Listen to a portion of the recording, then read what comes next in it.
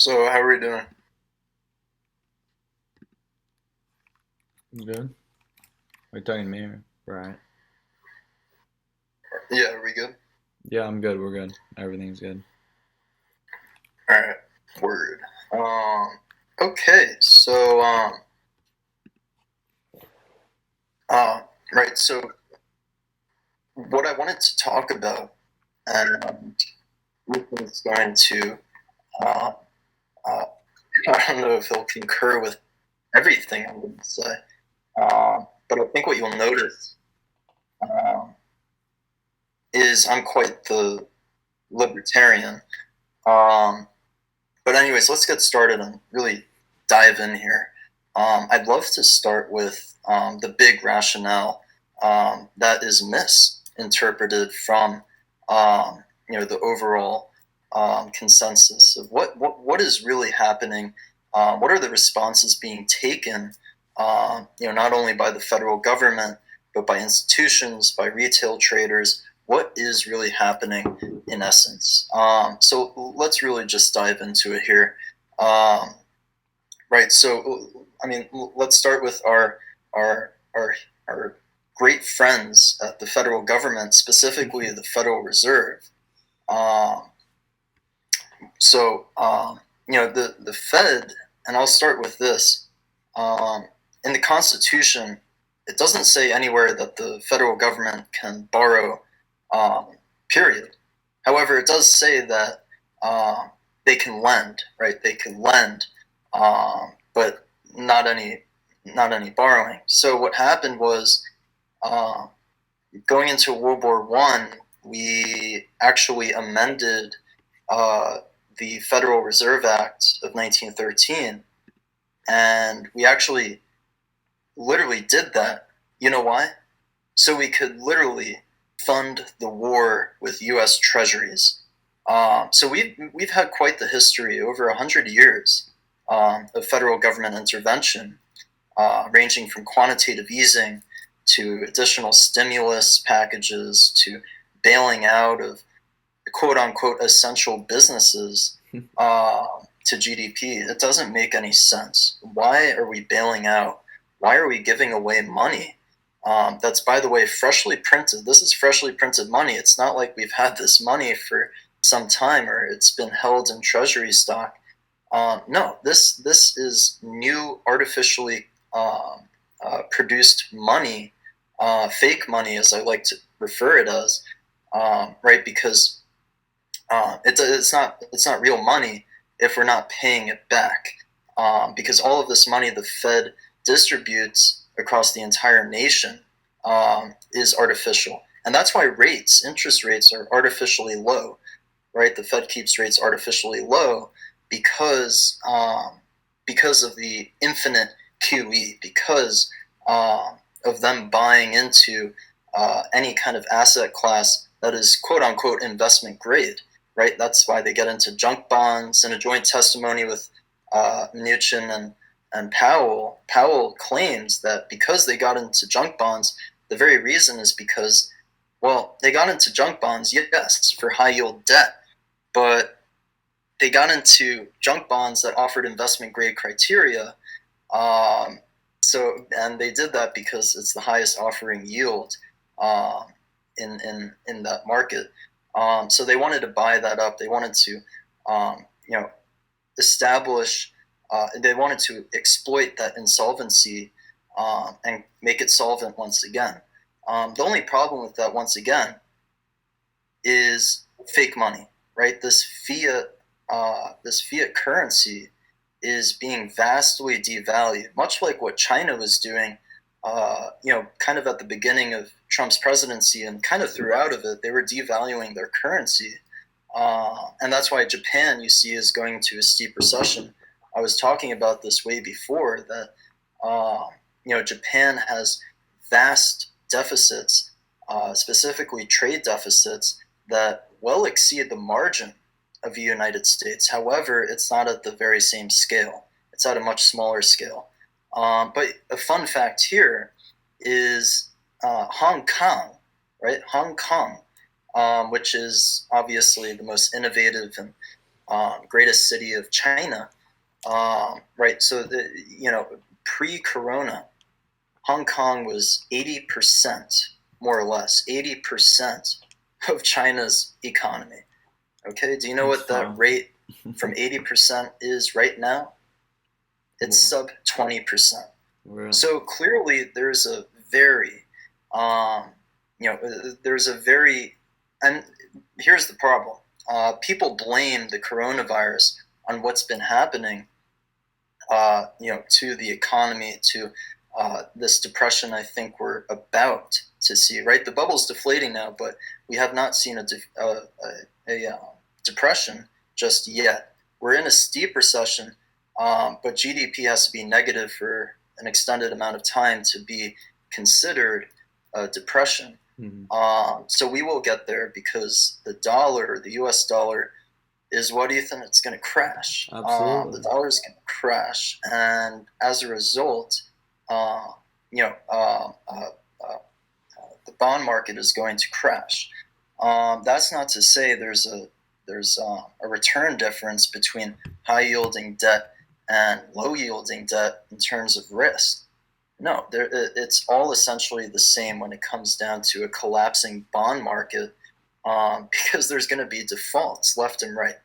And most of those defaults are going to take place in corporate bonds, right? Those corporate bonds are running into defaults because the companies that represent them are actually missing their interest payments, so they automatically default on those loans and therefore those bonds, right? They can't repay. Absolutely. And that's what's happening systematically, much like 08 internally speaking in the financial sector. But here we see it on a whole grand scale of every sector, essentially, right? Energy is insolvent, aviation is insolvent, agriculture is insolvent, everything is insolvent. And guess what's taking the biggest hit is commercial real estate, because everybody now understands, businesses that are technologically oriented understand that, pre-corona they spent all this money on rent and other utilities and on buildings they don't necessarily need. So companies now like Hertz, which just went bankrupt a couple days ago, Hertz, Twitter, Jack Dorsey, those companies are announcing that their employees can work forever from home, right? So they're not spending another dollar on commercial real estate. And guess what? Here's another fact, right? In terms of commercial real estate, roughly $1 trillion has been established in terms of home vacancies and delinquency rates in terms of those vacancies, and people just aren't, people just don't really own much of anything or buy to own. They buy to rent right now, and that is a serious issue because they're not renting, they're not paying. There's 90-day referrals and there's 90-day deferrals on those interest payments and loans, so they don't have to pay right now. They're just accumulating massive debt for a much bigger payment structure in the nearby future, and they're going to get wiped out. And this is what we saw, right, in the 1929 depression, Great Depression. We saw taxable income. We saw income taxes at 90%, right? We've never seen anything that large. Almost 100 people's net worths were given up to the government. The government charged literally 80 to 90% income tax, because they thought that was the best way to get out of this crisis. But raising taxes is not the answer. In terms of taxes, right now, what we should have, what my belief is, obviously people have their own beliefs, is having a progressive tax is far less efficient than having a flat tax. In fact, both of them are actually extremely inefficient. The only tax that we should be taxing every single U.S. citizen, right, is tax them on consumption, the sales tax. Why the hell is the United States government taxing, disincentivizing each and every American to give up what they earn, Why are we taxing people on what they earn? We should be taxing on what they spend, right? If we Absolutely. tax the rich on what they spend, right, they're going to buy a whole lot more and going to get taxed a whole lot more on what they spend than what the middle class or below. It's obviously not a large stream of cash for the government, but it's something, and it's better than nothing. It's better than having to have these citizens pay all of these taxes that, by the way, are diminished because of our current Republican oriented. Well, here's the thing: Republicans are now Democrats, and Democrats are now socialists. So there's a far left orientation in the government, this big government. And once we establish this big government, let's say Biden wins the election, the Democrats are going to take over the Senate, right? So then we're really screwed with big government, Yeah, massive government socialist. spending. And that spending is going to be established systematically, like I mentioned earlier. It's going to be literally trickled down, branched down throughout every single sector. And that's what we're slowly starting to see. We're seeing massive piles of bankruptcies. We're seeing people not being able, and corporations not being able, and states not being able to pay back what they borrowed. It's very simple economics. Anybody that has a Keynesian oriented ideology about this is clueless. And unfortunately, that goes for the herd, the majority of participants. And to put it into perspective, right? To put it into perspective, uh, you know, Ethan, I think I mentioned this to you, but it's really interesting. In India, only 2% Yeah, of you did Indians mention this. actually participate and invest in the stock market. Yeah. Only 2%, and they have one of the largest populations in the world. So it's really incredible. I can't even imagine what that rate has dropped to now. Um, the transition from active to passive investing has been extraordinary. Nothing that we've ever seen before. Makes '08 minuscule. So the question is, why is what should we blame, right? What should we blame here? And the answer is the responses that the federal government has taken in response to the COVID crisis. Of course. We literally, it's so simple. We literally created an imbalance between what we owe Yeah. and what we actually spent. Printed money. And this nation has a pretty good history until recently, has a pretty good history of consuming more than it actually invests and saves. Right, so that's very, very important too. Um, so I don't know, Ethan. What do you want to say? I mean, yeah, they've just been printing money like wildfire, and it's eventually going to catch up to them. And I don't know. I think right now is just the very beginning of the economic aspect of all of this. I mean, Yeah, I think that the pandemic is not necessarily wrapping up, but I think it's getting to the point where people are kind of like, we can only stay inside for so long, and we kind of got to go back to normal-ish to a certain degree at a certain time. There's an equilibrium point of like, rationale versus irrational of how long we all stay stuck inside.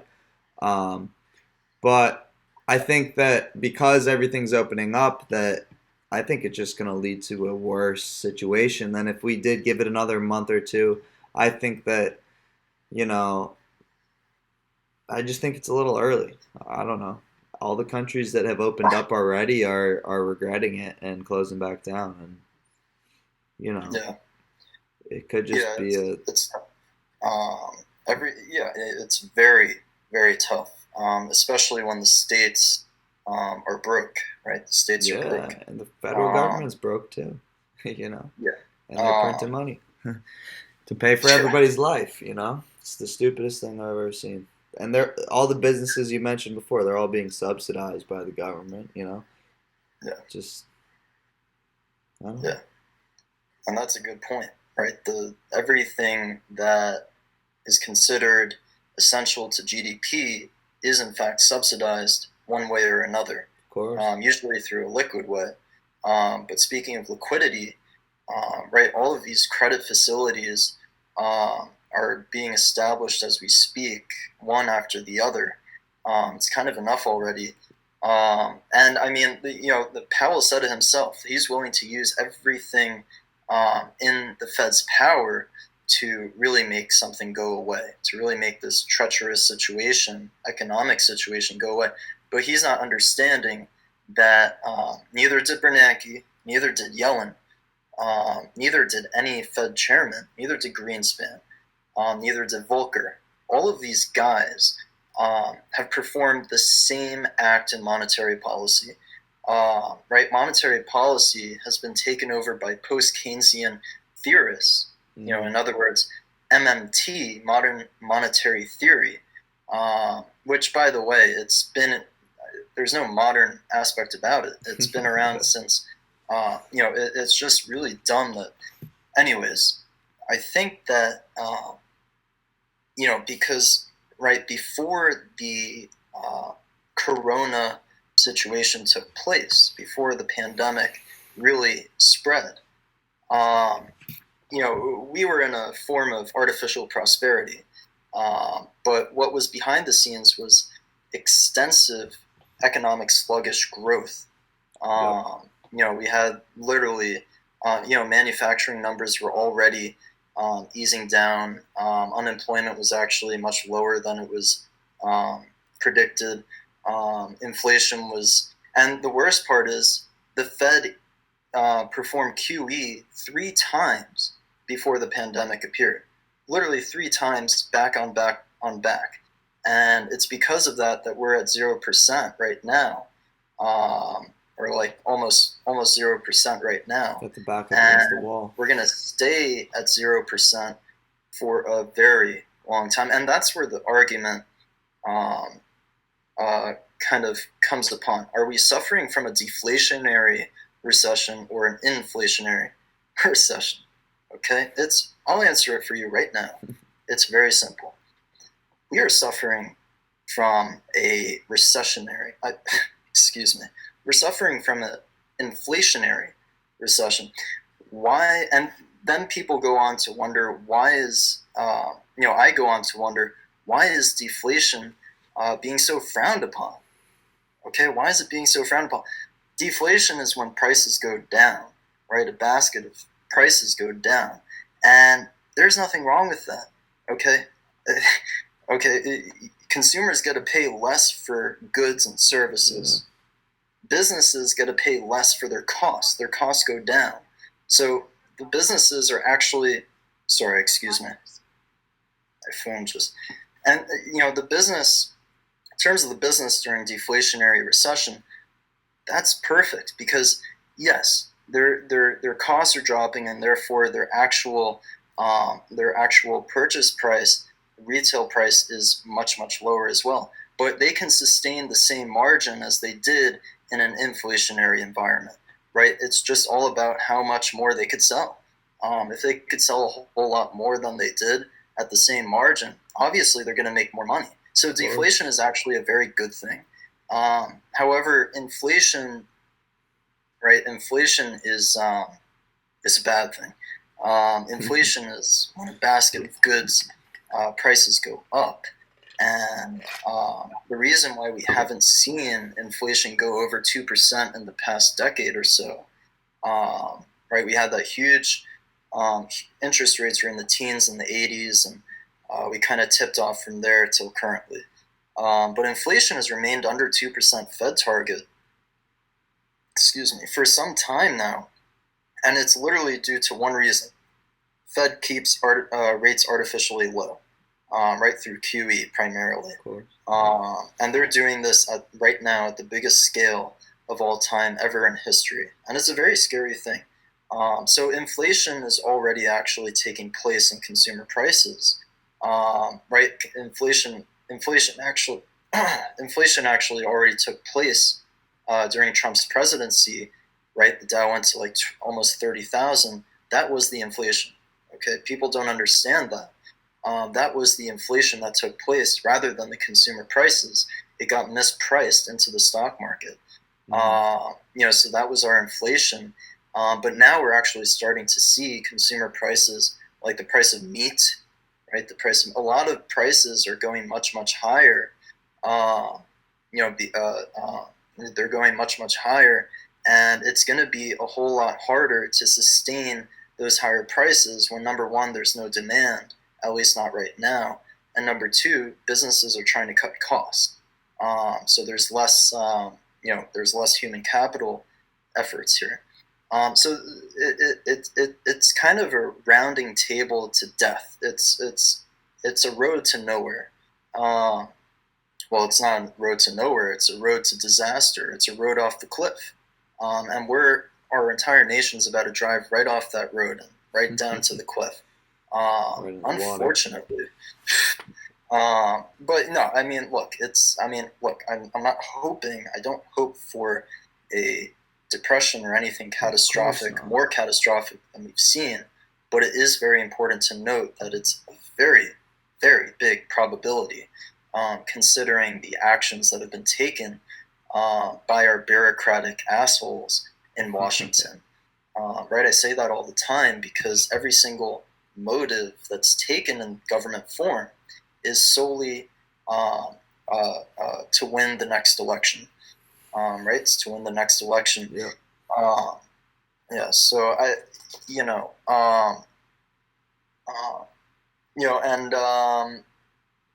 what else was there to say? I know I'm missing a whole bunch of stuff. But there's just a lot.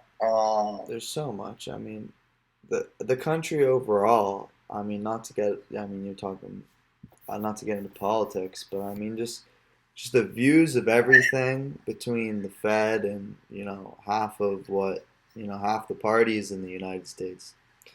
Yeah. Democratic system. I don't know.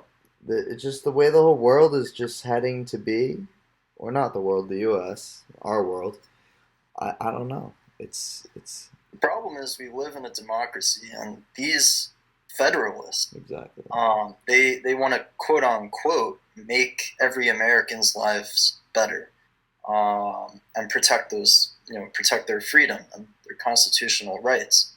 But that doesn't work when the government themselves actually contradict the Constitution. It doesn't work at all. That's why, what we're probably going to be seeing very soon is a big transition to labor unions. These labor unions are, people that demand, right? Laborers that demand certain things like wage pays, and wage increases, all these different things that would benefit them. Of course. That's going to happen a lot because, businesses, especially businesses that already, both pre-corona and during, have tight balance sheet structures, right? They're very levered up, and at the same time they have a massive amount of debt that they haven't paid off yet. While simultaneously they have excruciatingly low margins, right? They have excruciatingly low margins. So all of those, and this takes place in at least 45-50% of small businesses in America, those very metrics, and that is really bad. That's very bad. Sounds like and the better part about it, to prove my point, is, the government is, these businesses, these small businesses, are lining up at these facilities. They're lining up to gather these loans and credit line opportunities. But the problem is they're not going to be paying it back because they didn't realize they had to.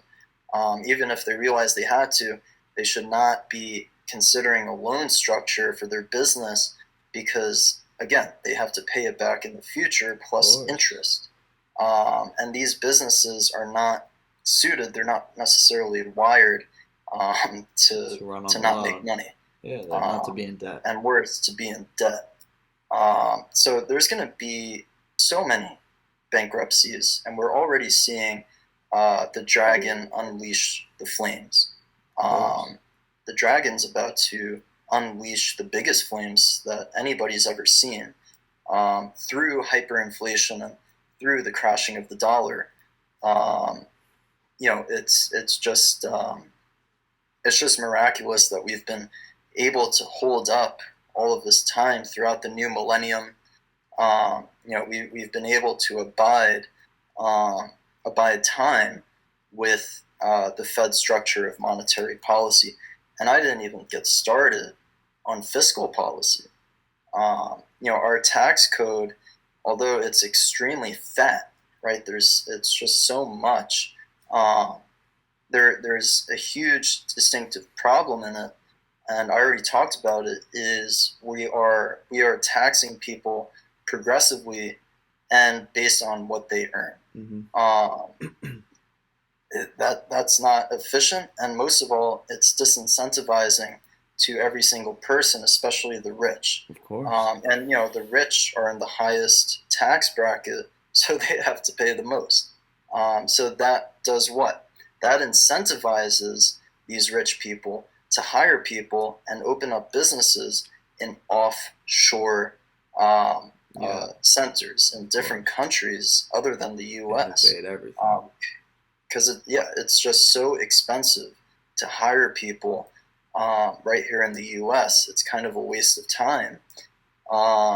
It's a big waste of time because businesses are responsible for all governmental associated things, like, for example, a government sponsored entity.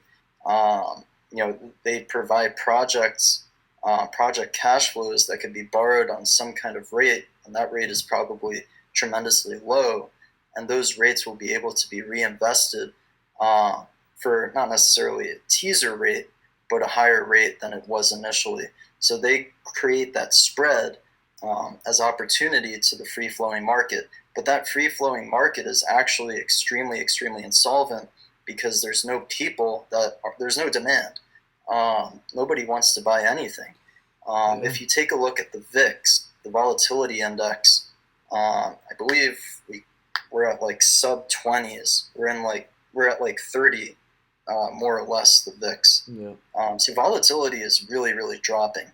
Volatility is really dropping. No surprise, should not be a surprise. Smart However, money's staying out. yeah. However, um, the market, stock market, um, we're on we're I mean we've retraced all this much. We're almost at a V-shaped recovery solely because of our short-term speculations on the potential recovery of the economy Of course. and some kind of vaccine to eliminate the pandemic. Number one, even if we do find a vaccine, well, the government's going to fund them. That's number one, to manufacture everything. And number two, the bureaucrats at FDA, they still have to approve the damn thing. And going through all of these phased trials, 1, 2, 3, 1A, 1B, 1C, there's so many trials, human and animal trials, that they need to get through to actually prove that it works on a large That scale. takes And time. that's where the timing is going to be very long. Uh, at least another 6 to 12 months. Initially, I said at least a year, but now that we're far headed into, we're 3 months in, more or less, Yeah. like 4 months in, and we've seen that these bureaucrats are not going to ease up any kind of expedition or of drugs. And who do we have to blame for that? The socialists down in Washington. Yeah. They don't want We anything. knew this all this time because they want to ensure the safety of each and every American, and they don't want to go with a disapproved drug. Um, so that's what's going to happen. And we have seen we have seen drugs that have came close. Well, not excuse me, not close. We've seen drugs slash vaccines that have actually had a lot of promise. For example, in Gilead, uh, in Moderna, and INO, and all of these, there's over 70 biopharmas that are doing nothing um, but trying to find a vaccine Yeah, for for the coronavirus. We can't find a cure because it's so hard. impossible to cure a virus. So we need to find a vaccine, and this vaccine, like I said, it's going to take a lot of time. But not only time, it's going to take a lot of money, because time is money, if you didn't know already. Of And the course. more time we waste on trying to ease up this economy with more freshly printed money, the bigger the problem is going to be, the bigger the bubble is going to be. It's very plain and simple, right? Absolutely. Uh, yeah. Uh, Yeah. so, yeah. Yeah, I mean it's just, dude, it's only a matter of time before we really see the way it all plays out. But I think that, like you said, there's been false hope and false optimism on the type of recovery, and thus far we are not seeing any fantastic hopes of a vaccine or any type of other news that is telling us that life's going to go back to normal. You know what I mean? So Yeah. I think it's going to be, choppy waters for the next, year to even 2 years. We could see this affect everything. It's like a domino effect. Yeah. One thing leads to the Absolutely. next, and the whole economy is just going to be underwater before we know it. So, Yeah. Yeah, it's a big problem. It's a very big problem. yeah, And I don't foresee how to fix it. I mean, it's already too late.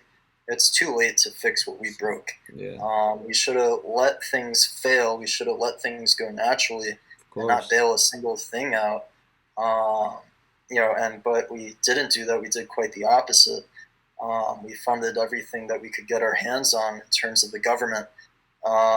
So clearly, as you could see, I'm a very large anti-federalist, and there's a reason to that, because in times of history when the federal government was essentially non-existent in terms of intervention and even existence, um, right? We were prosperous once upon a time. We really, really were. And it was not because of the federal government and their socialistic policies. It was increasingly socialistic policy. It was because of the free market economy. The free market economy is based on the marginal buyer and seller to create or effort themselves to establish a form of equilibrium between Yeah, their endowment and their overall utility, how much they're incentivized to buy or sell, and that pattern, that not pattern, that cycle carries on for the best of times, because that is how exchange works. There's no exchange works based on two or more parties um, not interfering, intervening with, consulting with one another to establish a frontier for an ongoing, or I guess you could say in perpetuity. But it depends what kind of deal you're going into. If you're trading stocks, right? If you're trading stocks, it's a trade-off between the marginal buyer and the marginal seller. of course. If you're if you're if you're buying a car, it's the same exact thing, um, except there's a form of depreciation, um, right out of the gate, and there's no escape from that unless you're dealing a bit with exotics and whatnot. But there's a big mistrust between um, you know what's actually at equilibrium. What price is actually agreed upon by the buyer and seller. In a range of whatever time frame you're looking at, and what is the extensive people at the buying position. What's the extensive level at the selling position? There's so many different price levels that need to be established even before so a deal, because then not only does that give one confirmation uh, on on their confidence of the trade or investment, whatever, but it gives them an idea of to actually where the thing is headed, and that's based on volume and price Absolutely. action and the price action of that volume. But to a certain degree, it's more or less about the sustainability of that volume.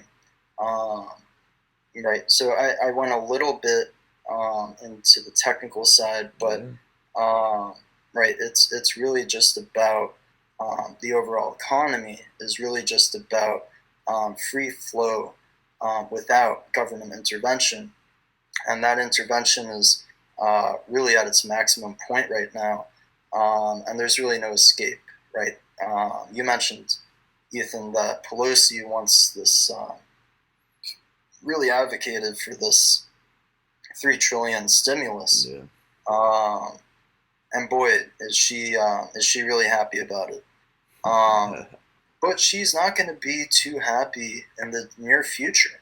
No. Cause, well, actually, she will be because she'll blame it on something else. Well, when her But no, dollars what will aren't worth happen? shit, she's Go gonna ahead. be up. Well, when her money's not worth much because the economy's tanked because of her decisions, she'll feel the wrath of it. You know. Yeah, yeah. She'll foresee the inflation in her own pocket. Yeah. She'll see her purchasing power go poof like that.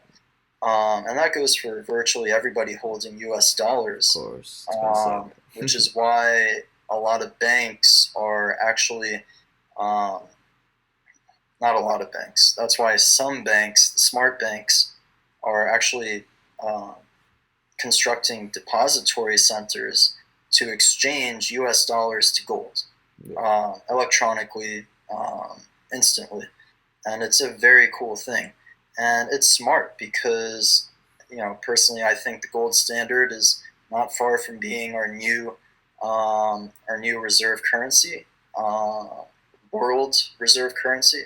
And by the way, hyperinflation is not going to be taking place in the U.S.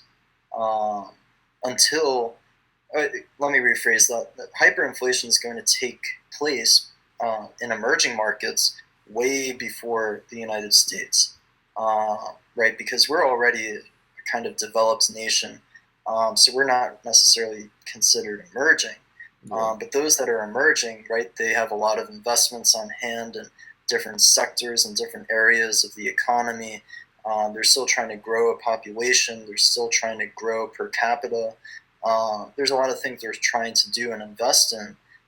So, in other words, they are levered up on the dollar, right? Yeah. There's so much demand in terms of sovereign debt for the U.S. dollar. It's incredible, even more so than domestically speaking. The U.S. dollar is so high in demand right now that it's even helping the worthlessness in the long term of the U.S. dollar. And that's why gold is essentially reaching all-time highs. That's why the Gold Miners Index ETF is at a 7-year multi-year high. Gold and gold. I've been saying this for an extremely long time that gold is the answer in this situation, Yeah. um, because gold has a holding value aspect that the U.S. dollar does not. Because it's fake money. It's printed money that's made out of thin air. There's no efficiency in the flow of the U.S. dollar Yeah. rather than gold, because gold is actually of a few things. It's of use value. It has a whole lot of holding value, and it's intrinsically valued. Well, I personally think it's intrinsically undervalued. I believe gold will hit $5,000 an ounce. Probably should be already, um, but it's not yet. One But it will day. get there. And what we have to see, the biggest thing we have to see for that is the crash of the the U.S. dollar, Yeah, followed by bond market crash, of and we course. will see that soon because the Fed is They're forcing controlling it. the liquidity of not only the Treasuries market but corporate bonds, um, high yielding debt, even mortgage, um, uh, um, even mortgage asset-backed securities. There's so much that the Fed is trying to ease on, that they're trying to buy up here, um, that they're actually running out of things to buy, They're and gonna own you know, everything pretty soon. yeah, and us retailers are going to hit the fan, um, once we realize that, okay, everything is strangely selling at a humongous discount. Equities are right. Equities are going to retest the lows, eventually. Um, Foreign exchange is acting all weird. Credit spreads are widening to thousands of basis points. Hmm. And you're right, the U.S. dollar is going to crash on the foreign exchange market, and equities are most probably going to go lower. Um, and the only reason why we're seeing bear market rallies is because, number one, there's such thing as bear market rallies. They tend to be the biggest in bear markets. Clearly, we've been seeing that because there's a lot in bear markets and recessions, especially. Any little minuscule piece of information, of hope, is Overhyped. actually um, humongous bullish perspective for Yeah. the stock market, and that's what we've been seeing. Right? We already mentioned that, Over and optimism. it's what? Over optimism on small Yeah, pieces of data. exactly. It's just so much optimism, so much artificially comprised optimism that really nobody knows, um, what the hell is going on. And again, we mentioned the volatility has drastically decreased. Um, Ever since this pandemic began, because people are trying to find, safer instruments to invest in. People haven't really been, bagging a lot on gold than they should because people think Bitcoin is also a safe haven asset to get into, because the U.S. dollar will crash. I disagree with that. Yeah, that's A lot of crazy. people think Bitcoin is a great holding value asset, but Bitcoin, which by the way I predicted from from like 25,000 Yeah, per Bitcoin, it would the go to zero. crash. It went to 3,000, a couple summers ago, a few summers I remember ago, that. and the only reason why we saw Bitcoin go up, the only ever time, we see Bitcoin go up, is because people just buy more Bitcoin. That's the only reason why Bitcoin goes up, in quote Absolutely. unquote value. There's no And speaking of fundamentals. value, what? There's no fundamentals behind it. There's no fun. There's no Yeah, nothing there's behind nothing. it. Bitcoin has no intrinsic worth. It has no holding value like gold does. The only thing that it can do, right, it's exchangeable, and Yeah. Bitcoin is exchangeable, but that's not efficient in terms of a holding value, asset. Right, it's a speculative asset that again goes up when people buy more Bitcoin, and that mass starts to really roll over, if that popularity starts to become really saturated. And that's what we saw a few years ago. Yeah. Bitcoin rallied to like 27,000, but Overhyped. then it came back to reality and back to like 3,000. Now we're at like 10,000. So obviously people are loading up here on Bitcoin, um, but I don't see Bitcoin. I do see Bitcoin at $0 because there is no value in Bitcoin. It's not like gold. You can't do anything with Bitcoin, right? You No. cannot. There's not one thing you could do with Bitcoin.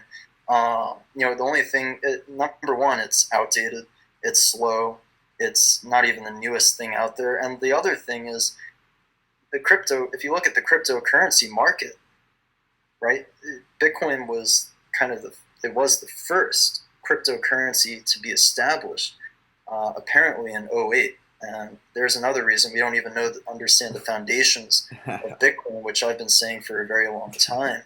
Oh wait, But sketchy. nevertheless, we look at this cryptocurrency market and we understand that, okay, so we got Bitcoin. We don't only have Bitcoin, but we have Bitcoin Cash, we have Bitcoin Z, we have all these different Bitcoins we didn't think were possible but are there.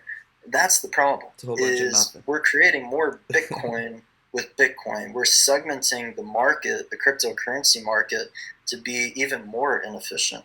Um, and a lot of these coins, I actually once upon a time tried creating a cryptocurrency with a few people, but it never worked out.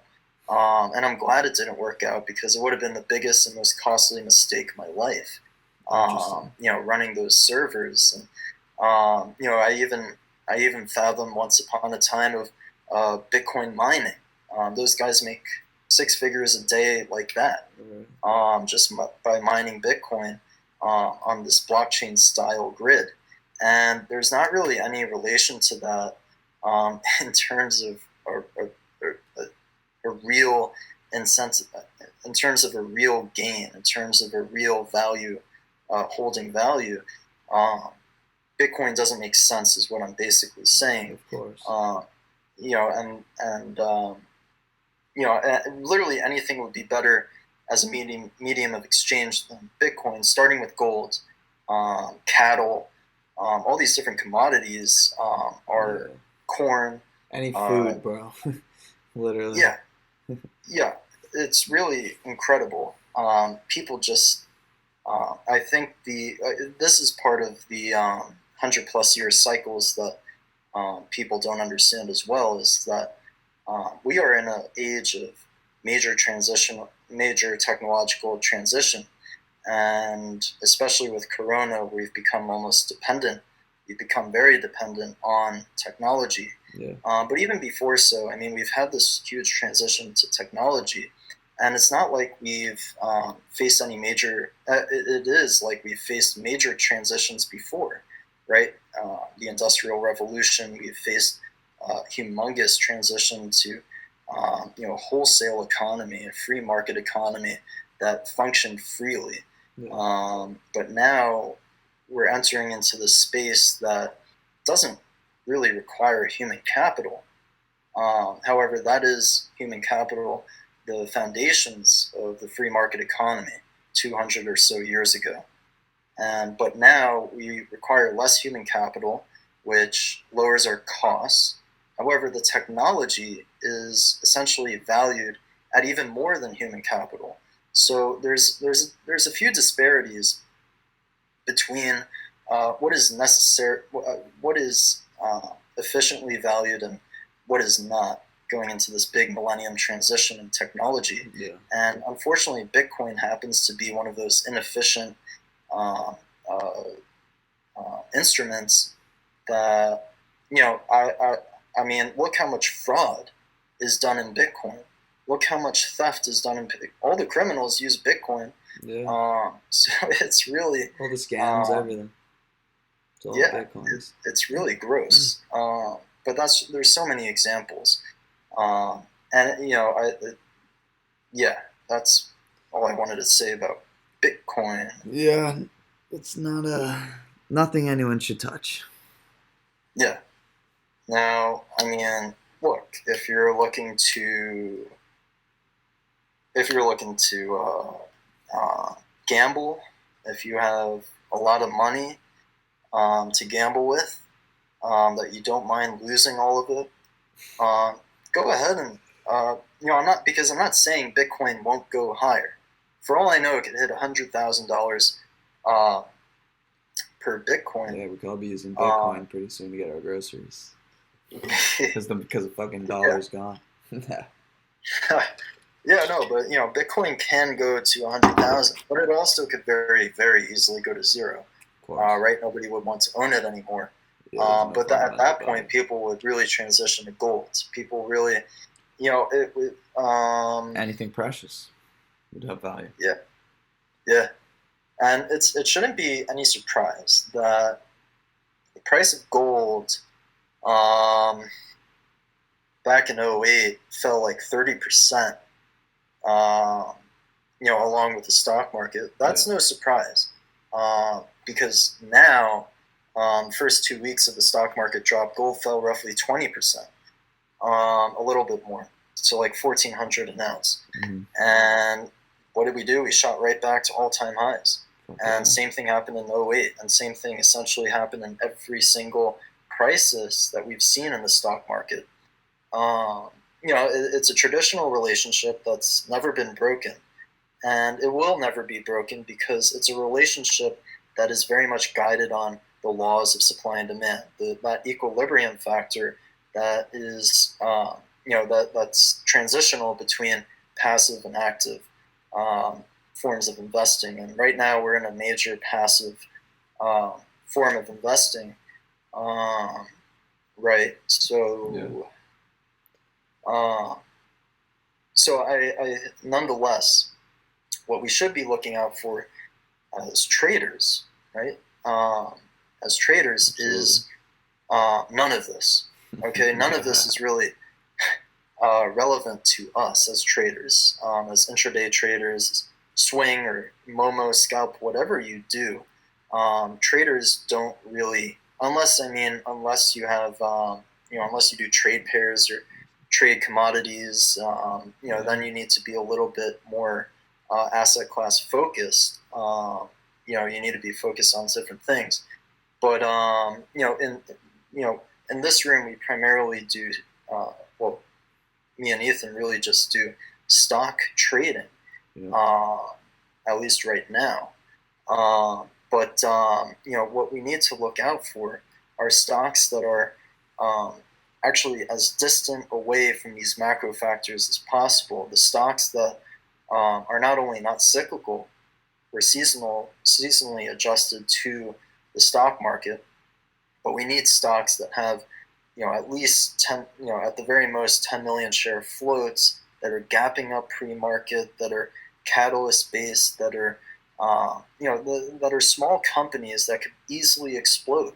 Right, we're trying to exploit companies and stocks that have already had some kind of move to the upside, and either we wait for a pullback, a drastic pullback, and buy the dip, buy the pullback, and kind of scalp on our way higher and scale out of there, or we can just hold on to it.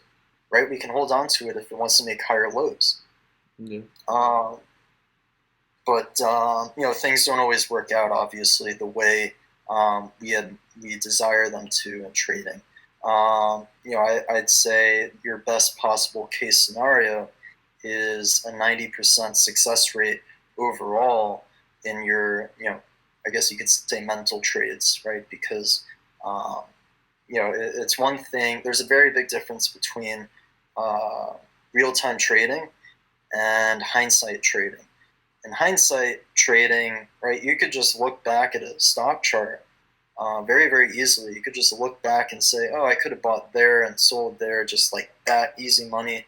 No, it's not that easy. It's actually very difficult in the spite of the moment in real-time trading, because there's nothing to look back on except what happened in the past.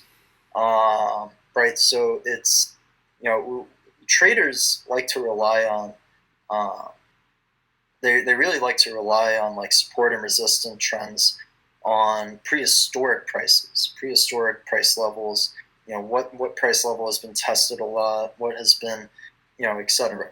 But, if you can try doing not only that, but also incurring, what is happening presently, through metrics concerning volume and volatility and overall price action, you'll be able to get a much clearer picture of what may about to happen in whatever stock you're trading.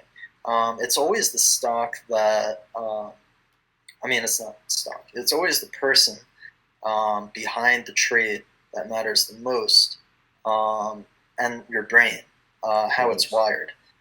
If your brain is wired in a very impulsive way, in a very compulsive gambler oriented way, you're going to lose a lot. You're going to lose, probably blow up your account a lot.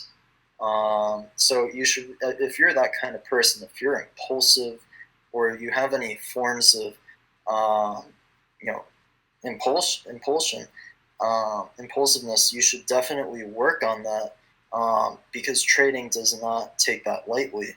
The world of trading does not take that lightly. We'll manipulate it.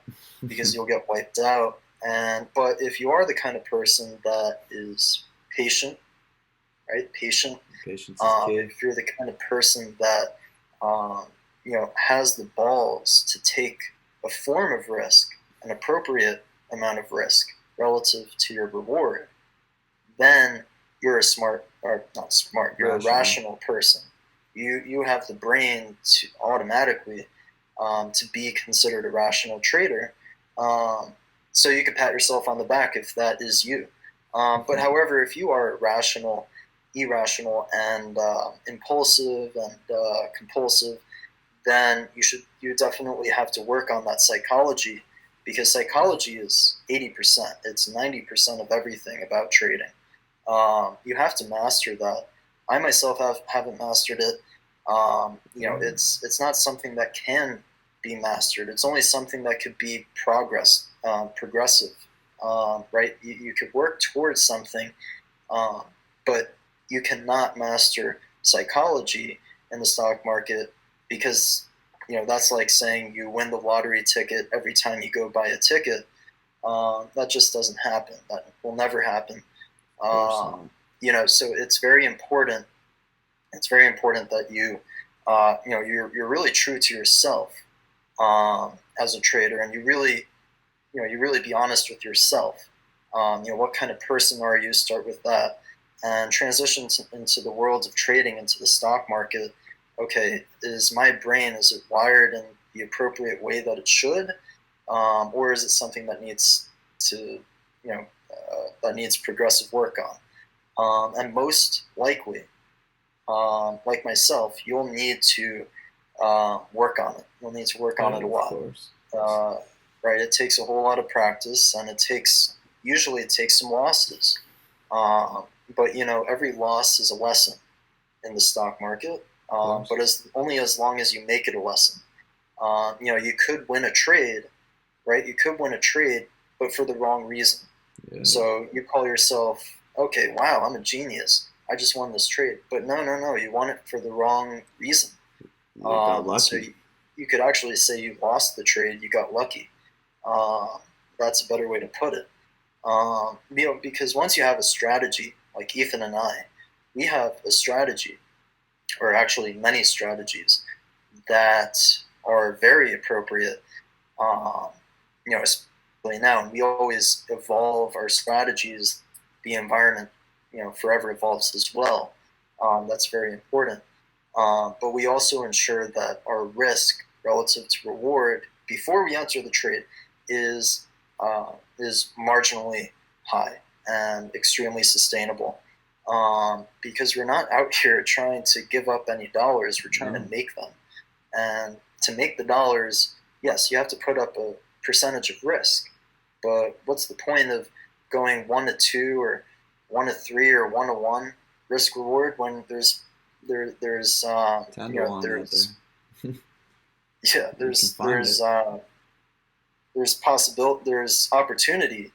for 1-20. There's opportunity for 1-50.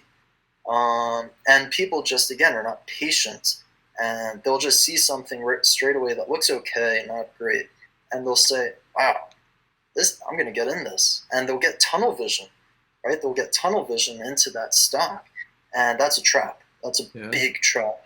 Almost everybody faces that at least once. But if you have a strong mind, you will be a very strong trader. Right, Ethan? Yeah, of course. It's all about patience. Patience is key, and only going after the good setups. I mean, it's got to be perfect. There's no reason to take a risk, or like Max said, there's no reason taking a rational proportion of risk to reward. Yeah, for sure. Yeah, it's important. Patience is the most one of the most essential aspects in trading, and it's not really meant for people that are not patient, Yeah. unless you're willing to be patient. And in terms of being patient, for example, if you're a long only bias trader, if you're like a, a, a momentum breakout trader, then and you see a stock gapping up pre-market, say 30%, to $5. It hits a $5 high pre-market, and out of the gates, we see that we see a bullish engulfing candle where we have two wicks on both ends of the candle, and there's a small body usually in between them, and that is when there's a huge uh, there's a huge indecisiveness as to whether it will actually go up or down. So, but that's unfortunately what a lot of traders do in these gap and go strategies is they'll go right in once they see that volume spike in the green. But what they really should be doing is be patient. It's only the first minute or two out of the gates. Yeah, I got Calm all down. day. Uh, wait a couple minutes at least, and see if there's a pennant forming. Usually, pennants start forming. See if there's some kind of more confirmed indications that it will go higher. And a good way to do that is to literally just wait if it approaches $5.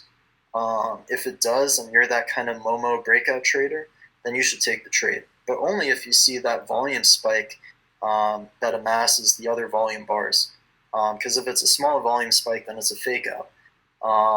Right? Not enough volume to support the breakout, Of course. new highs. And you'll probably get squeezed by the shorts. So it is a very dangerous game. Trading is gambling, but it's gambling with strategy. It's gambling with proven strategy that can be very consistent, but only based on your psychological preservation, only based on how powerful your mindset is every single day. And there's not a single day where you should lose sight of that, right? Because that is the core. Like the core of your body, and the core of trading stocks. That's your brain, and it might sound a little bit corny, but it does help to eat. Like before the opening bell and whatnot, it really does help to eat like red peppers or honeydew or stuff like that, fruits that are and vegetables that peaches that really refresh your brain, keep it fresh, Yeah, and that is really important. And well, the biggest thing that's helped me in terms of actual dieting for trading is drinking water. When I first wake up, I did this. There you go, Ethan. Nice job. When you first wake up, when I first wake up, and this was partly also for fitness reasons, to drink a glass of water basically the second I wake up. That'll automatically wake up my body, it'll wake up my brain more importantly, and I feel like a new person. I don't feel shitty when I wake up. I don't feel my eyes, it wakes you up very nicely. And, water really is a miraculous thing, so you should drink as much of it as you can, but obviously not too much. That's very important, although probably some of you, already know this, but just to ensure how important it is, it really does make a difference, right? It really makes a difference. Yeah. Absolutely. Water's fantastic. I do a similar thing right when I get downstairs before I make coffee. Water. Full cup. Learned it from you. Yeah, that's really good. I don't really know what else we could talk about here. Unless, did you have anything on your mind, Ethan? Not too much, other than it sucks that we can't trade on Monday. Yeah, it really does. It really does suck. I wish we could, but we can't. But now, and that's my point with psych Yeah, psychological patience trading is key. is when you're especially in a long weekend, a 3 day weekend like this before Tuesday, the market open, um, your excitement and adrenaline will go up a whole lot more in anticipation of your desire to make money in the stock market. So, what's most likely going to happen to the average person? They're going to increase their size, number one. They're going to be more aggressive, number two, because they just can't wait to trade. And number three, they're going to lose money Yeah, because their mindset was tunnel not vision. sustainable throughout a consistent period of time. It has to be stable every second of the day. Um, so Yeah, that this is a very important message, very very important. Um, but yeah, it's as simple as that. Very very simple as well. So it's intuitive to the point where all of you can practice this, right? You can practice this real time and remember what I say when you're about to enter a trade. Are you being impulsive or are you being appropriately patient? Um, Stuff like that. So, and obviously keep in mind of your risk reward before you enter the trade, and all this different stuff. It's very very important, right? So, absolutely. right. Yeah, I guess that's it. I don't really have much I want to say. yeah. No, it was good. We covered a lot. Yeah. Okay, so let's call it here. All right. Word. All right.